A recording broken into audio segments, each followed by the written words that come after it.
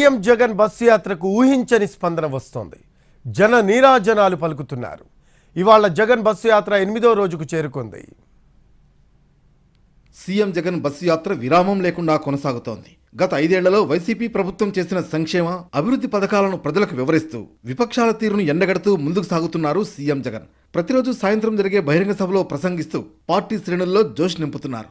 దారి పొడవునా పార్టీ శ్రేణులు, అభిమానులు జగన్కు ఘన స్వాగతం పలుకుతున్నారు.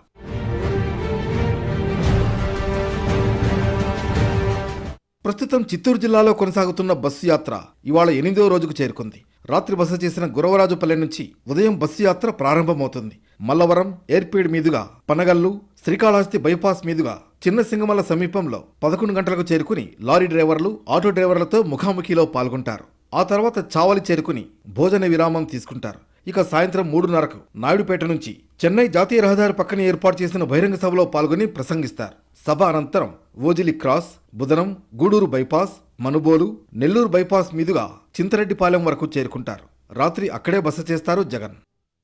బస్సు యాత్రలో చంద్రబాబు, విపక్ష పార్టీల తీరుపై విరుచుకుపడుతున్నారు సీఎం జగన్.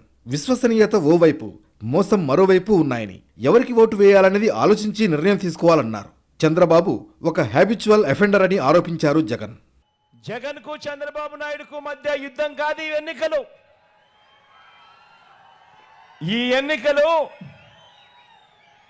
ఒక హ్యాబిచువల్ అఫెండర్ అంటే ప్రజలను మోసం చేయటమే అలవాటుగా పెట్టుకున్న ఓ చంద్రబాబుకు ప్రజలకు మధ్య ఈరోజు యుద్ధం జరుగుతూ ఉంది.